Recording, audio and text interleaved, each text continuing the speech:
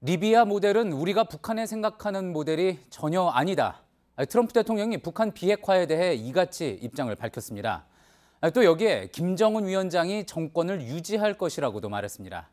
군사적 또 정치적인 안정까지 보장함으로써 이번 정상회담을 성사시키겠다는 승부수를 던진 겁니다.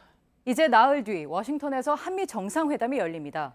여기서 비핵화 이후 북한의 미래를 어떻게 보장할지 협의할 거라고 청와대가 밝혔습니다. 북한의 돌발 행동에 한국과 미국의 긴밀한 대응이 더 중요해졌습니다. 오늘 먼저 워싱턴 연결해서 관련된 내용들 짚어보겠습니다. 정유식 특파원, 일단 트럼프 대통령이 리비아 모델에 대해서 공개적으로 부인을 했습니다. 자, 그러면서 이제 김 위원장은 매우 강력한 보호를 받을 것이라고도 했는데 지금 미국 내에서는 이 부분에 대해서 어떤 해석이 나오고 있습니까? 트럼프 대통령이 입장을 전달한 방식을 주목할 필요가 있습니다. 직접 방송을 통해 당신은 계속 정권을 유지하고 아주 행복할 것이라고 안심시키면서 싱가포르 회담을 무산시키지 말라는 공개 메시지를 보낸 겁니다. 직접 들어보시죠. And I think we'll actually have a good relationship, assuming we have the meeting and assuming something comes of it. And he'll get protections that will be very strong. 트럼프 대통령은 북한은 초토화시킨 리비아 카다피 모델과 정반대라며 김 위원장이 북한을 계속 통치할 것이라고도 했습니다.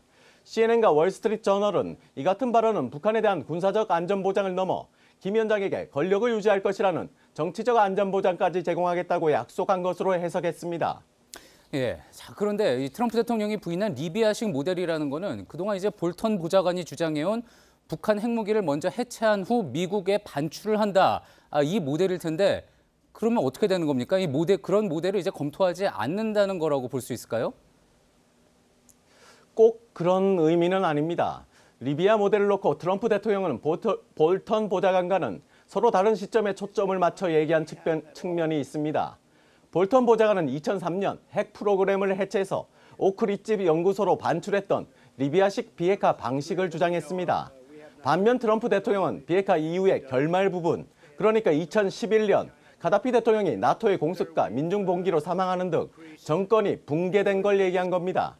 김계관 부상이 리비아와 이라크의 운명을 강요하는 불순한 기도라고 볼턴을 비판했기 때문에 트럼프 대통령은 북한의 우려를 해소하려는 목적이 있었을 수 있습니다.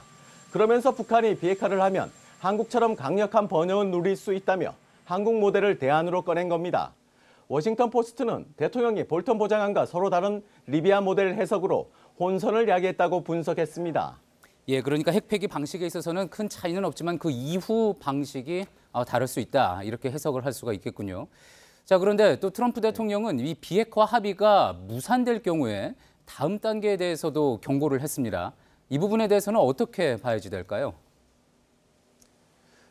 김 위원장에게 정권 보장과 번영이란 당근과 함께 군사 옵션의 경고 메시지를 동시에 준 걸로 봐야 할 것 같습니다. 비핵화 합의를 이루지 못하면 가다피 모델이 발생할 가능성이 매우 크고 그 결과는 완전한 초토화였다고 말했습니다.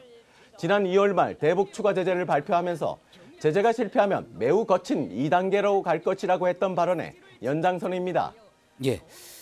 자, 마지막으로 이제 또 관심을 끄는 게 트럼프 대통령이 며칠 새 북한의 태도가 갑자기 변한 것을 두고 중국과 연관을 시켰습니다. 트럼프 대통령은 김 위원장이 시진핑 주석을 두 번째 만난 뒤 크게 달라졌다며 시 주석이 김 위원장에 영향력을 행사하고 있다고 말했습니다. 그러면서 중국과 무역을 포함해 여러 가지 이유 때문이란 느낌을 갖고 있다고도 했습니다. 블룸버그 통신은 미국과 무역 협상의 지렛대로 활용하기 위해 북한을 부추기지 말라고 중국에 경고한 것이란 해석을 내놨는데요. 중국이 북미 간 급속한 비핵화 합의와 평화체제 전환으로 한반도 정세가 급변할 가능성에 물밑에서 속도 조절에 나선 것이라고 의심한다고도 볼 수 있습니다. 외교 소식통에 따르면 폼페이오 방북 때 김 위원장이 전략자산 전개 중단과 주한미군 축소를 요구했는데 이것도 중국의 입김을 의심하는 대목입니다. 워싱턴에서 정유식 특파원이었습니다.